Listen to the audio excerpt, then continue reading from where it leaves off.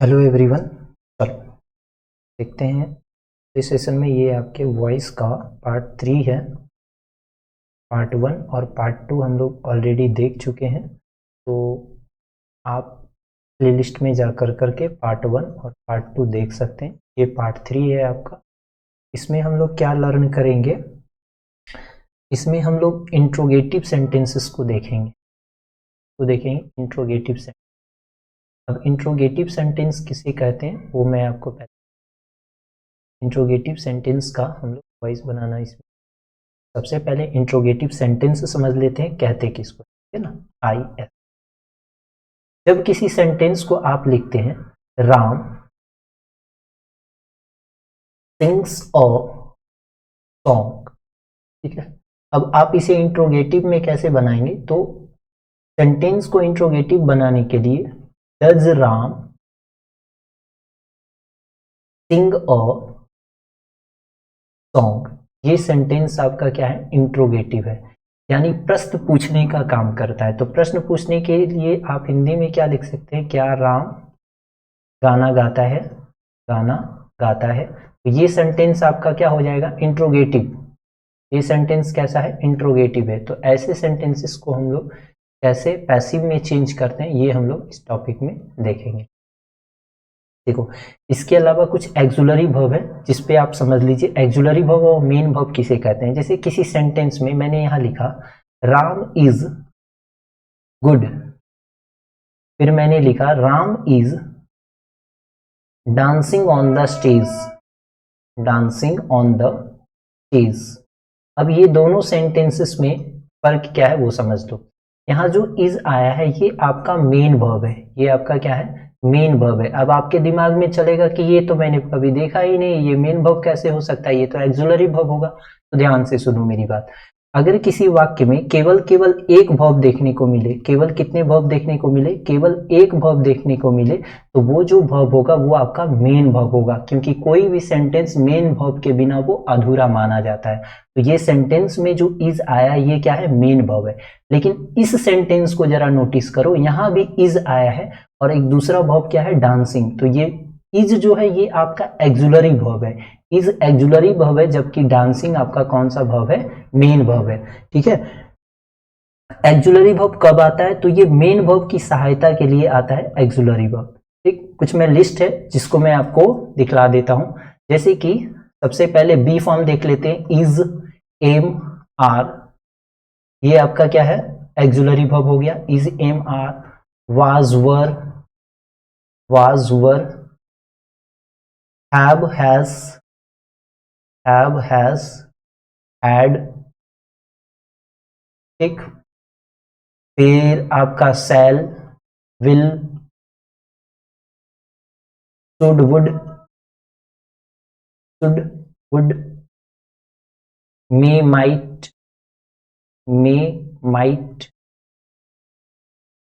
Out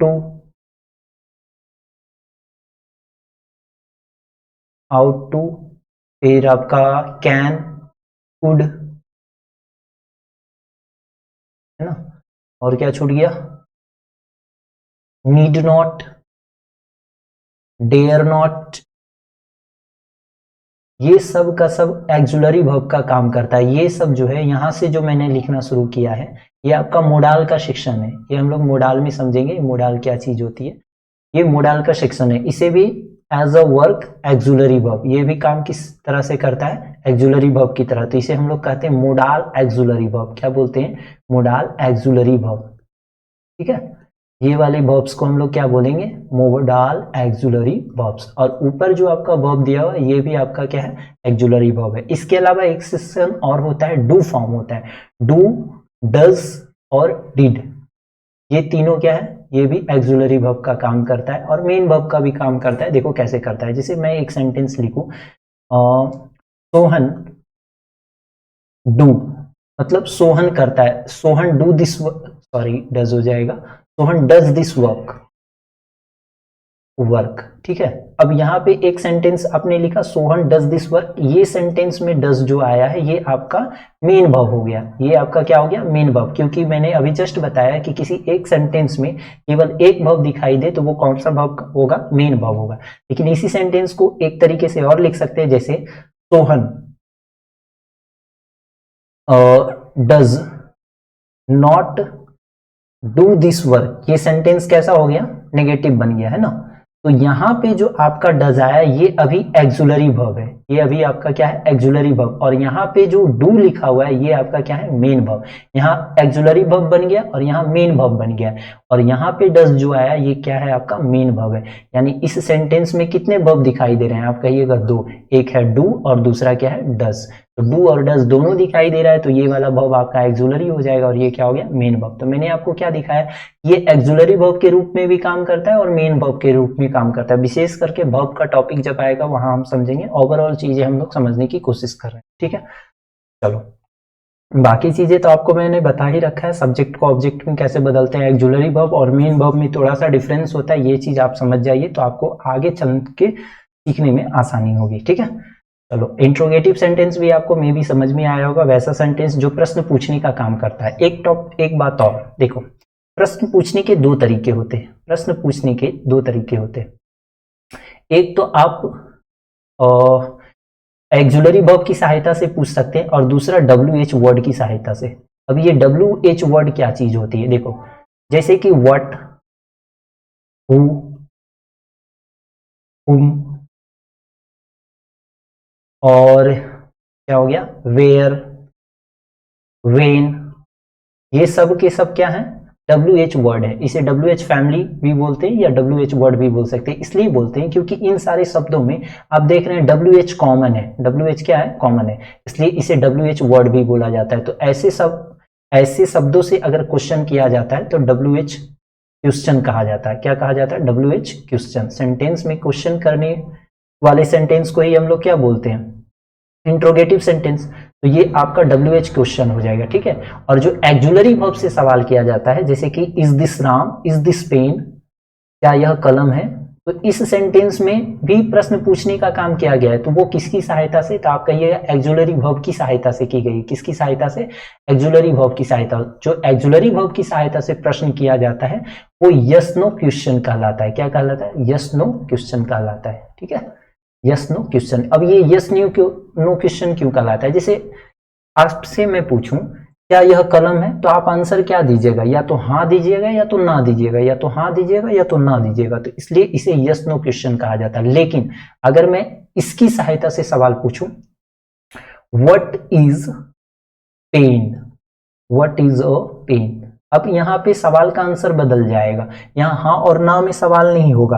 what is a pen मतलब एक कलम क्या है, तो अब इसका आंसर एक्सप्लेनेशन में होगा। जैसे कलम एक क्या है, मशीन है, इससे लिखने की सामग्री है, इससे मैं लिखने का कार्य करता हूँ, तो ये आप उसको डेफिनेशन के तौर पे बतलाते जाएंगे, तो इस क्वेश्चन का आंसर थोड़ा लंबा हो जाएगा। ठीक है, तो इसे WH क्वेश्चन बोलेंगे। क्या बोलेंगे, WH क्वेश्चन। आई होप आपको WH question, WH word, yes no question और एक्सुलरी वर्ब से पूछने वाले क्वेश्चंस आपको समझ में आए। ठीक, बस ये सिंपल सी बेसिक बातें, अगर आपने पहले देख रखा है तो अच्छी बात है, नहीं देखा है तो अभी लर्न कर लीजिए। ठीक है, बाकी डिटेल में हम लोग पढ़ेंगे टॉपिक आने के बाद। अभी हमारा टॉपिक है वॉइस। चलो, तो वॉइस जो हम लोग देख रहे हैं उसमें अब पैसिव क्वेश्चन देखे हैं, लेकिन यहाँ जो क्वेश्चन पूछे जाएंगे वो एक्सुलरी वर्ब की सहायता से पूछे जाएंगे, जैसा कि यहाँ पे आपको हेडिंग दिखाई दे रहा है। ठीक है ना, passive of questions with auxiliary verb. यहाँ जब आपका एक्टिव वाला सेंटेंस होगा तो एक्टिव सेंटेंस में सबसे पहले क्या देखने को मिलेगा, एक्सुलरी वर्ब, उसके बाद सब्जेक्ट, उसके बाद मेन वर्ब और लास्ट में क्या मिलेगा, ऑब्जेक्ट, और फिर क्वेश्चन मार्क। ये क्वेश्चन मार्क बहुत इंपॉर्टेंट होता है, ध्यान रखिएगा। किसी भी सेंटेंस को इंगित करता है कि ये सेंटेंस कैसा है, इंट्रोगेटिव है। अगर किसी भी क्वेश्चन में आप क्वेश्चन मार्क नहीं लगाते हैं तो वो सेंटेंस इंट्रोगेटिव नहीं हो सकता है।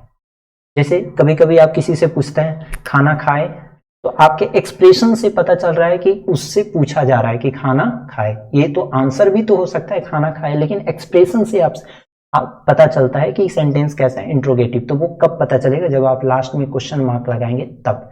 तो ये हो गया आपका स्ट्रक्चर जो कि एक्टिव में होगा। सबसे पहले एक्सुलरी वर्ब आएगा, उसके बाद सब्जेक्ट आएगा, फिर मेन वर्ब आएगा, फिर ऑब्जेक्ट आएगा। जब आप इसे पैसिव में चेंज करेंगे तो सबसे पहले आपको एक्जुलरी वर्ब ही लिखनी है, क्योंकि मैंने आपको पहले भी कॉन्सेप्ट में बताया है कि एक्जुलरी वर्ब अगर सेंटेंस में मौजूद हो तो उसे डिट्टो छाप देते हैं।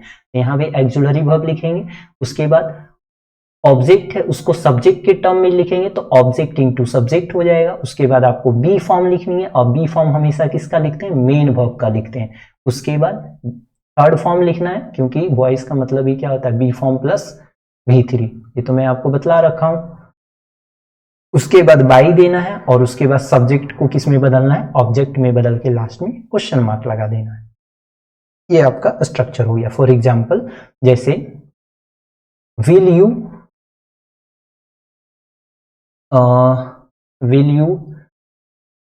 Like him, like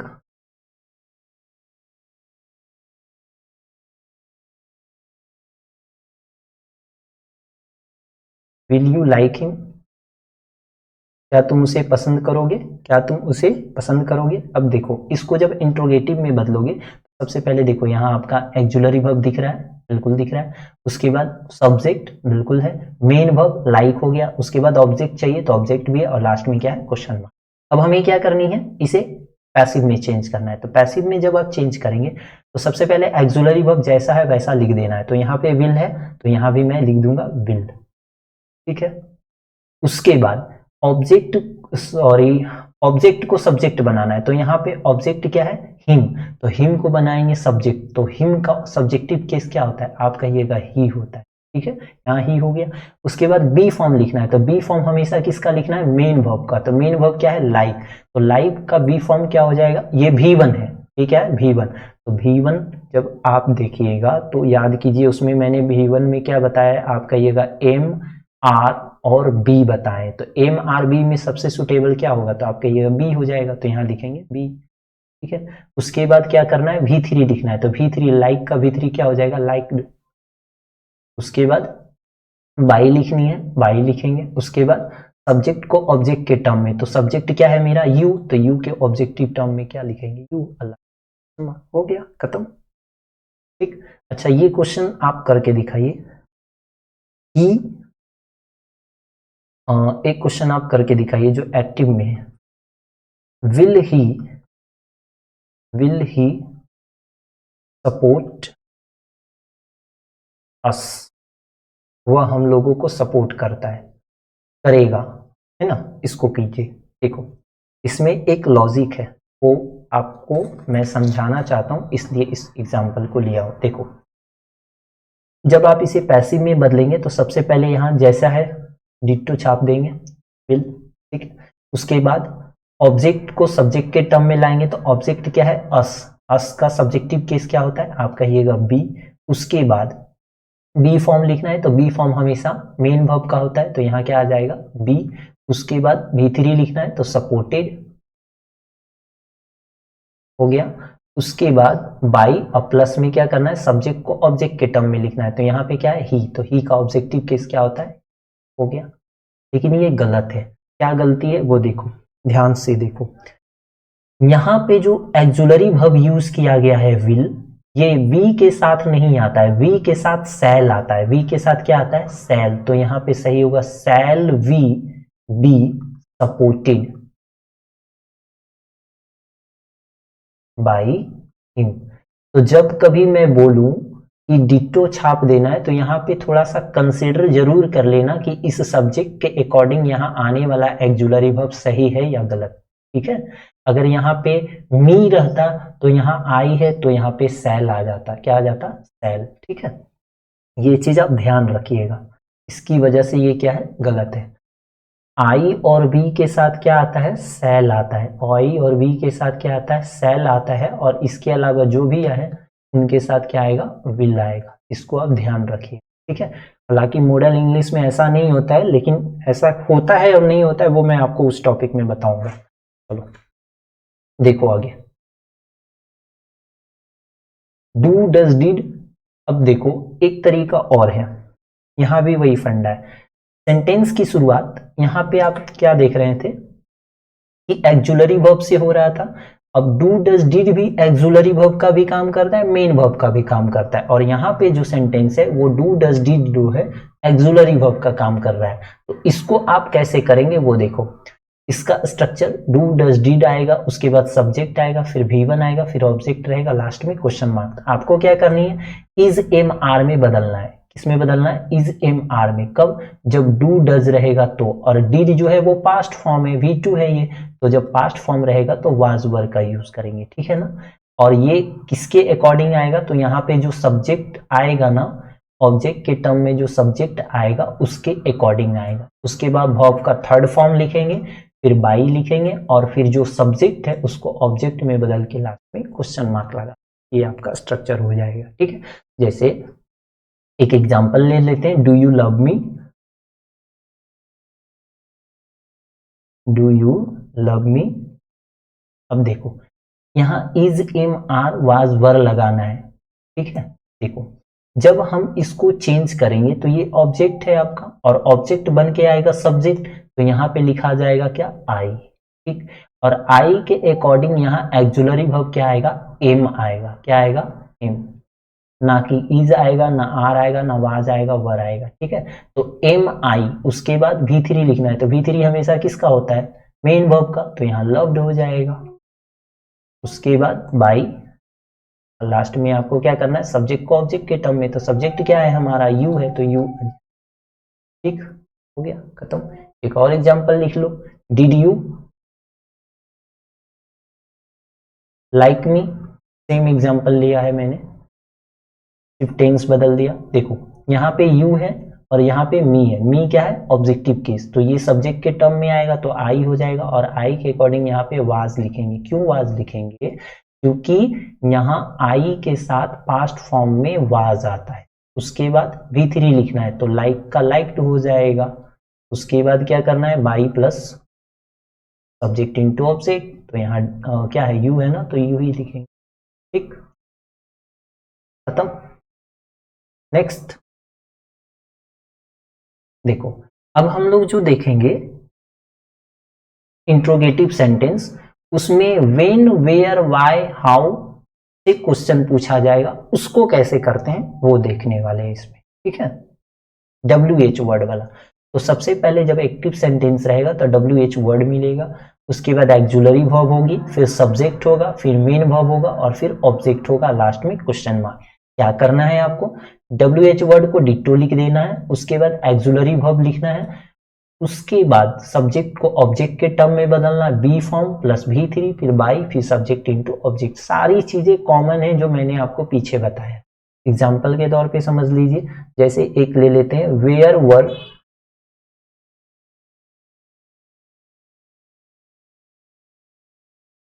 you, where were you cooking food, cooking food, cooking food,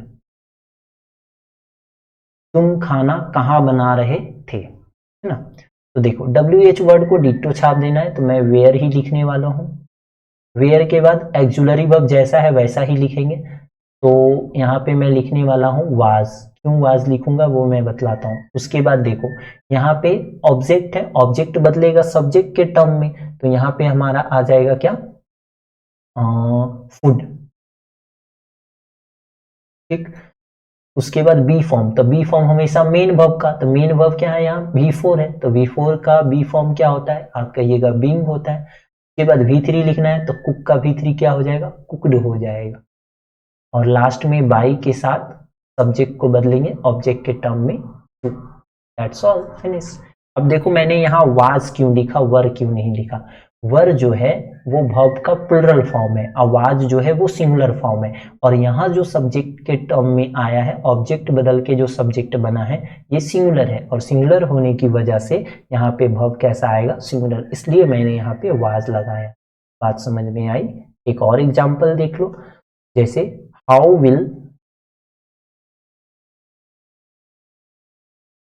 will he manage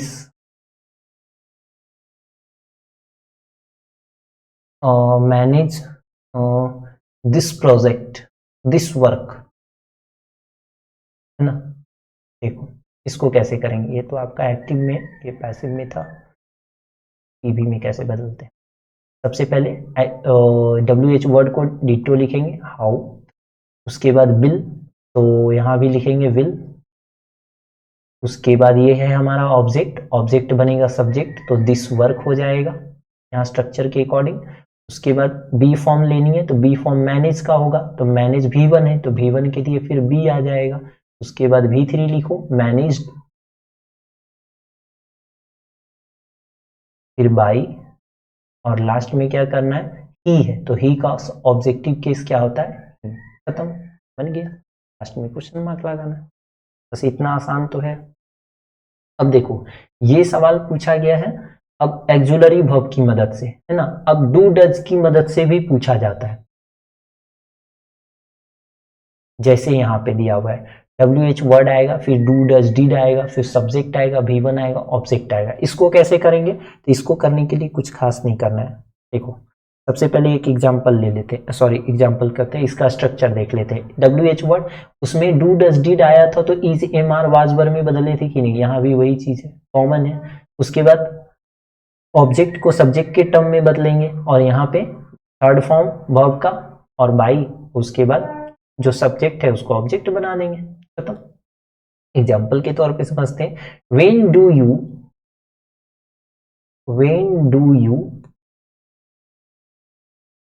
learn English, आप अंग्रेजी कब सीखते हैं?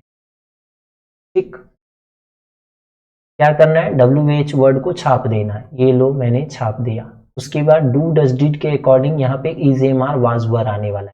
तो आप ये लिखने से पहले ये देख लीजिएगा कि यहाँ जो आपका सब्जेक्ट बन के आएगा वो क्या है, तो आप कहिएगा इंग्लिश, तो यहाँ पे मैं लिखूंगा इज, ठीक है, और यहाँ लिखेंगे इंग्लिश। इंग्लिश आपका क्या है, वाक्य का सब्जेक्ट बन गया जो ऑब्जेक्ट के टर्म पे है यहाँ, और यहाँ इंग्लिश सिंगुलर है इसलिए वर्ब कैसा, सिंगुलर। उसके बाद थर्ड फॉर्म लिखेंगे, लर्न का क्या हो जाएगा, लर्न,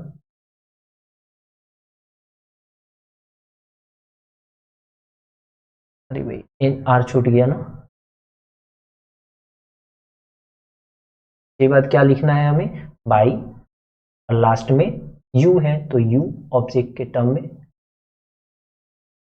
हो गया। इतना सा ही तो है।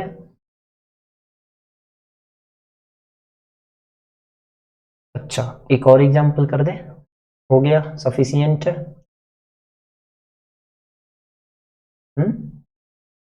चलो इतना ही होता है, बस यही था आपको बतलाना। इसके अलावा और भी है, जैसे कि हु से जब सवाल किया जाता है तब कैसे करते हैं। देखो जब हु से रहेगा क्वेश्चन, तो सबसे पहले आपका हु, एक्जुलरी वर्ब, फिर सब्जेक्ट, फिर मेन वर्ब, फिर ऑब्जेक्ट आएगा, लास्ट में क्वेश्चन मार्क। स्ट्रक्चर ये है आपका नीचे। तो पहले मैं एक एग्जांपल ले लेता हूं, who is writing a letter. क्या करना है, सबसे पहले हु रहे तो बाई हुम में बदलना है, क्या बदलना है, बाई हुम में, तो यहाँ मैंने लिख दिया बाई हुम, ठीक। उसके बाद एक्जुलरी वर्ब लिखना है, तो एक्जुलरी वर्ब मुझे दिख रहा है इज, यहाँ मैं इज लिख दिया। उसके बाद ऑब्जेक्ट को सब्जेक्ट के टर्म में, तो अ लेटर हो गया। उसके बाद बी फॉर्म, तो बी फॉर्म हमेशा किसका, मेन वर्ब का, तो यहाँ पे आ जाएगा क्या, बीइंग। उसके बाद V3 लिखना है, तो V3 राइट का क्या होता है, रिटेन, खत्म हो गया। और कुछ नहीं करना है, बस लास्ट में क्वेश्चन मार्क, खत्म कहानी, हो गया। हाँ अच्छा देखो ये तो हो गया। इसका एक तरीका और है, आप बाई को यहाँ ना लिख करके यहाँ भी आप लास्ट में भी लिख सकते हैं। जैसे यहाँ पे मैं लिख दूं हुम, ठीक। उसके बाद is a letter being retain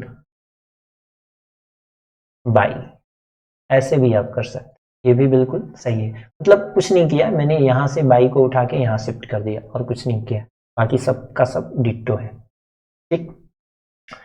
अब देखो हु की मदद से एक और सवाल पूछा जा सकता है, जैसे पहले हु रहेगा, फिर मेन वर्ब, फिर ऑब्जेक्ट रहेगा। जैसे who loves you, who loves you, कौन तुम्हें प्यार करता है ना। देखो तो सबसे पहले आप बाई हुम लिख दो, डू डज वाला समस्या है और कुछ नहीं है भाई। बाई, अच्छा छोड़ो, मैं बाई हुम नहीं लिखता हूँ, केवल हुम लिखता हूँ। उसके बाद is am are was were, तो यहाँ पे लव्स है, V5 है और यहाँ यू लिखा हुआ है, तो हम यू के लिए क्या यूज कर सकते हैं, यू के लिए क्या यूज कर सकते हैं, तो यू के लिए आपका क्या आ जाएगा, आर, यहाँ मैं लिखूंगा। उसके बाद ऑब्जेक्ट है तो इसको बनाइए सब्जेक्ट के टर्म में, तो यू बन जाएगा। उसके बाद आपको वर्ब लिखनी है, तो वर्ब यहाँ पे क्या हो जाएगा, V3 लव्ड, ठीक है। और यहाँ लास्ट में बाई आप लगा दो, या तो आप ऐसे भी कर सकते हैं, बाई हुम आर यू लव्ड, खत्म। ये भी पैसिव है, ये भी पैसिव है, और ये दोनों पैसिव का मेथड आप ध्यान रखिएगा, कभी कभी बाई यहाँ लगा देते हैं ना, और अगर बाई इधर ना लगा के इधर लगा दें तो भी सही है, दोनों कंडीशन में सही होगा, ठीक। ये हु का था। अब देखो रिवर्स भी इसका पूछता है, हुम का भी पूछता है ना, उसको देख लेते हैं। देखो हुम में एक्सुलरी वर्ब रहेगा, फिर सब्जेक्ट, फिर मेन वर्ब, और लास्ट में क्या रहेगा आपका, क्वेश्चन मार्क। एग्जांपल ले लेते हैं, क्या ले लें, हुम तो शुरू में आएगा ही, के बाद हुम वाज ही राइटिंग, कोई भी डाउट हो आप तुरंत कमेंट कर सकते हैं, ठीक है ना, राइटिंग, लास्ट में क्वेश्चन मार्क। पैसिव जब बदलोगे तो ध्यान देना, सबसे पहले क्या लिखेंगे, हु लिखना है, इसको देखो भाई, हु, मैंने हु लिख दिया। उसके बाद एक्सुलरी वर्ब सिंगुलर आएगा, एक्सुलरी वर्ब क्या आएगा, सिंगुलर। क्यों सिंगुलर आएगा पता है आपको, तो मैं बतलाता हूँ। वो इसलिए आएगा क्योंकि हमारा सब्जेक्ट जो है ना, ये हु वर्ड है, सब्जेक्ट क्या है आपका, हु वर्ड, और हु हमेशा सिंगुलर होगा। मैंने आपको नाउन में बताया होगा कि कोई भी शब्द किसी वाक्य का सब्जेक्ट हो तो वो हमेशा क्या होता है, सिंगुलर होता है, ठीक। अगर पता है तो अच्छी बात, नहीं पता है तो मैं नाउन की टॉपिक पे बतलाऊंगा, ठीक। आगे देखो, हु वाज, वर्ब कैसा आएगा, ऑलवेज सिंगुलर, ठीक। उसके बाद आपको बी फॉर्म देनी है, तो बी फॉर्म क्या है यहाँ पे, राइटिंग, तो राइटिंग का फिर क्या हो जाता है भाई, बी फॉर्म में बीइंग हो जाता है। फिर V3 लिखनी है, तो V3 क्या हो जाएगा, रिटेन, और रिटेन के बाद बाई देना है, और बाई देके सब्जेक्ट को ऑब्जेक्ट के टर्म में बदलना है, तो ही है ना, तो ही का क्या हो जाएगा, हिम, खत्म कहानी, हो गया। क्वेश्चन मार्क लगाना मत भूलना भाई। एक और क्वेश्चन देख लो, हुम, और क्या लिखा जाए, हुम विल, हुम विल ही सपोर्ट, ठीक। जब पैसिव बदलेंगे क्या हो जाएगा भाई, सबसे पहले हु लिखेंगे, उसके बाद क्या करना है, एक्सुलरी वर्ब लिखना है जो कि सिंगुलर फॉर्म में होगा, तो मोडाल का तो कोई प्रॉब्लम है ही नहीं, आप बिल लिख सकते हैं, स्वतंत्र हैं। उसके बाद बी फॉर्म देनी है, तो बी फॉर्म यहाँ पे V1 आया है तो बी आ जाएगा, बी हो गया। उसके बाद बी के बाद V3 लिखना है, तो सपोर्ट का क्या हो जाता है, सपोर्टेड, सपोर्टेड, और बाई, और सब्जेक्ट के टर्म में क्या था, ही, तो ही का खत्म। ये था आपका, तो लगभग मैंने आपका 90% नारेशन खत्म, वॉइस खत्म कर दिया, ठीक है, ये तीनों सेशन में, और ये 90% आपके लिए सफिशियंट है, और ये 10% मैं आपको बाद में फिर कभी बतला दूंगा, ठीक है। उनसे एक और है, वो देख लो, डू डस डिड की मदद से बनाते हैं, तो इसमें कुछ नहीं आता, इज वाज आता है, अरे ये क्या लिखा हुआ है, अरे भाई देखो यहाँ टाइपिंग मिस्टेक है, यहाँ पे क्या होना चाहिए, वाज होना चाहिए। देखो एक एग्जांपल लेते हैं, अरे एग्जांपल, एग्जांपल का लिया जाए, बोलो, हुम, हुम डू यू रिस्पेक्ट, तुम किसको आदर करते हो, क्या तुम किसको आदर करते हो, क्या बनेगा, हुम, उसके बाद या तो इज आएगा या तो वाज आएगा, क्यों, क्योंकि यहाँ ये जो वर्ड है ना, ये आपका ऑलवेज सिंगुलर, तो वर्ब क्या आएगा, सिंगुलर, बस आपको टेंस देखनी है, तो प्रेजेंट टेंस तो क्या लगाएंगे, इज, और पास्ट टेंस तो क्या लगाएंगे, वाज, ठीक। तो हु हो गया, हु के बाद में क्या लगा दूं, इज। फिर आपको V3 लिखनी है, तो V3 हमेशा किसका लिखेंगे, रिस्पेक्ट का, तो रिस्पेक्ट का रिस्पेक्टेड हो जाएगा हमारा, रिस्पेक्टेड बाय, और सब्जेक्ट में क्या है तो कहिएगा यू है, तो यू लिख देंगे यहाँ, गया हो गया, कहानी खत्म। ठीक है,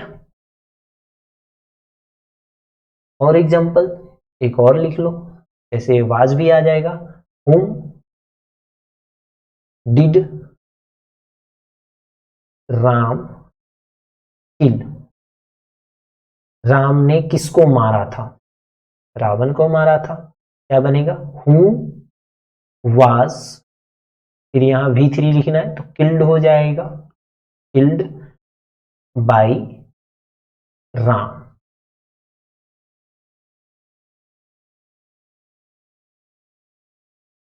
किल्ड बाय हो गया, खत्म, बस इतना है। ये आपका एक्टिव फॉर्म है, ये आपका पैसिव फॉर्म है। अब पैसिव में दे दिया तो आपको एक्टिव में बदलनी पड़ेगा, एक्टिव फॉर्म में दे दिया तो पैसिव में बदलना है, बस इतना है जो आपको ध्यान रखनी है। अब एक टॉपिक और है, व्हाट क्वेश्चन। ये व्हाट से क्वेश्चन किया जाता है, तो व्हाट से क्वेश्चन दो तरीके से किया जाता है। एक तो व्हाट क्वेश्चन रहेगा, जैसे what is your name, what is your name, इसको, इसमें तो ऑब्जेक्ट ही नहीं है भाई, तो इसको कर नहीं सकते। व्हाट इज योर नेम क्या हो सकता है, व्हाट इज योर नेम का तो कर सकते हैं, व्हाट योर नेम, यहाँ मेन वर्ब मिसिंग है ना, तो मेन वर्ब है नहीं, मेन वर्ब नहीं है भाई, तो इसका नहीं हो सकता। ठीक है, मेन वर्ब है ही नहीं। क्या एग्जांपल लिया जाए जो हो जाए व्हाट क्वेश्चन का, what is he writing, what is he writing. ठीक, अब इसका आप कर सकते हैं, क्या कर सकते हैं इसमें, तो सबसे पहले आप लिखिए व्हाट, इसको व्हाट लिखें, उसके बाद इज, और राइटिंग है ना तो यहाँ पे बिंग आ जाएगा। उसके बाद V3 लिखना है, तो V3 राइट का क्या होता है, रिटन ना, रिटन हो जाएगा, और बाई ही का, तो इस तरीके से किया जाता है। व्हाट से जब सवाल पूछा जाता है तो ये 10% यही है, तो हम फिर किसी दूसरे वीडियो में बतला दें। ठीक है, एक as a subject, as a subject, जैसे इसमें तो क्वेश्चन पूछा गया सब्जेक्ट का काम नहीं कर रहा है, जैसे सब्जेक्ट का काम करने वाला एक और एग्जांपल ले लेते हैं, दूसरा एग्जांपल जिसमें ये सब्जेक्ट का काम करेगा। क्या लिखें, what is disturbing you, disturbing you. ठीक है, अब इस सेंटेंस में व्हाट क्या है, सब्जेक्ट है, सब्जेक्ट व्हाट ही है ना। इसको कैसे करते हैं, इसको करने के लिए सबसे पहले आपको लिखना पड़ेगा बाय व्हाट। ठीक, उसके बाद कहानी शुरू होती है, बाय व्हाट के बाद आप वर्ब लिखेंगे, डिक्टो एक्जुलरी वर्ब, तो यू है यहाँ, तो यू के अकॉर्डिंग यहाँ क्या आ जाएगा, आर। उसके बाद ऑब्जेक्ट बदलेगा सब्जेक्ट में, यू, हो गया, हाँ सही है ना। उसके बाद ये क्या है, V4 है, तो बी फॉर्म देंगे, तो यहाँ बीइंग आ जाएगा V4। के बाद V3 लिखना है, तो V3 डिस्टर्ब का क्या होता है, डिस्टर्बेड, तो डिस्टर्बेड हो जाएगा भाई, डिस्टर्बेड। ठीक, और लास्ट में क्वेश्चन, हो गया कहानी। तो ये एज अ सब्जेक्ट, इसमें सब्जेक्ट का काम कर रहा है। ठीक है, और ये सिंपल तरीके से व्हाट से क्वेश्चन पूछा जा रहा है, जो कि ये बिल्कुल सिंपल है। ये रहने दीजिए यहीं तक। तो मैंने आपका वॉइस का कंप्लीट बतला दिया। अब आपको आई बटन पे भी आपको इसकी पीछे वाली वीडियो मिल जाएगी, पार्ट 2 आपको मिल जाएगा। ये आपका पार्ट 3 है, पार्ट 2 वाला वीडियो यहाँ आई बटन आता है, यहाँ पे आप जाकर देख सकते हैं। ठीक है, इसके अलावा लास्ट में भी आपको हमारे वीडियोस यहाँ पे शो करेंगे। ठीक है, ठीक है, तो आप अपने सफिशिएंट के हिसाब से जाके देख लीजिएगा जिसकी आवश्यकता है। आप रहने दीजिए यहीं तक, मिलते हैं नेक्स्ट अपडेट में, तब तक के लिए बाय बाय।